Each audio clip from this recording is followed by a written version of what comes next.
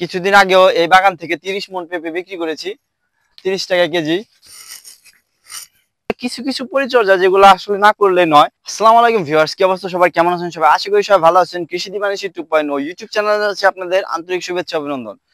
প্রতিদিনের মতো আজকেও নতুন একটি ভিডিও নিয়ে চলে এসেছি। আজকের ভিডিওর টপিক হচ্ছে, আজকের ভিডিওর কোনো টপিক নাই, আমি আপনাদেরকে বাগানটা একটু ঘুরিয়ে দেখাবো যে এই বৃষ্টির পরে, এই জ্যৈষ্ঠ মাসের ঝড় বাদলের পরে বাগানের কি একটা অবস্থা হয়েছে। আসলে কিছুদিন পর পরই তো বাগানের পরিচর্যা না করলে বাগানের খুবই অবস্থা নাজেহাল হয়ে যায়। যেমন আপনার এই যে কিছুদিন আগে যেরকম এই ডালাগুলো কেটে দিয়েছিলাম, তারপরে এই ডালাগুলো এখন আমরা করতেছি, হাত দিয়ে ফেলে দিয়েছি, মানে ফেলে দিতেছি। যেমন এই যে ডালা রয়েছে এগুলো, তারপরে এই যে ডালাটি এভাবে রয়েছে, এগুলো এগুলো কিছু কিছু পরিচর্যা যেগুলো আসলে না করলে নয়, সেগুলো পরিচর্যা আমরা করতেছি।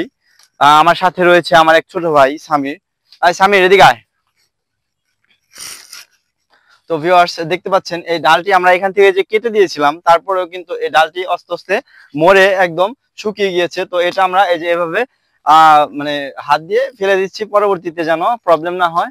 যেমন এই যে এটাও ফেলে দিচ্ছি। এই যে আমার সাথে রয়েছে আমার ছোট ভাই সামির,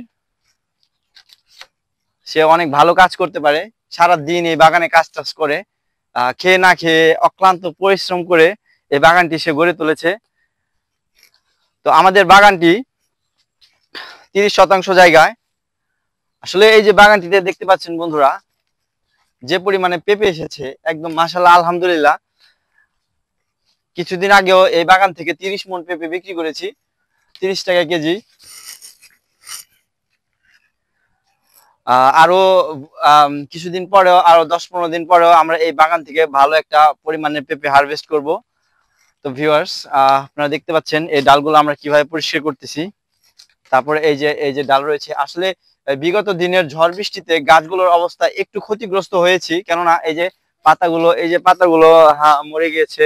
তারপর এই যে পাতাগুলো হলুদ হয়ে গিয়েছে, কারণ এই জমিতে একটু একটু একটু পানি জমে থাকে নিচে, যে কারণে আর কি এই বাগানটা একটু ক্ষতিগ্রস্ত হয় বৃষ্টি আসলে। কিন্তু যখন কিনা প্রচুর রোদ থাকে, তখন আর এই ক্ষতিগ্রস্ত সম্মুখীন হতে হয় না আমাদের, কারণ এই বাগানে তখন পর্যাপ্ত পরিমাণে রস থাকে, যে কারণে আর কোনো ক্ষতি হয় না।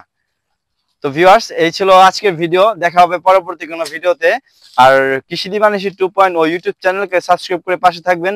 ধন্যবাদ বন্ধুরা। নিত্য নতুন টিপস পেতে আমাদের চ্যানেলকে সাবস্ক্রাইব করে পাশে থাকুন। Thank you for watching this video.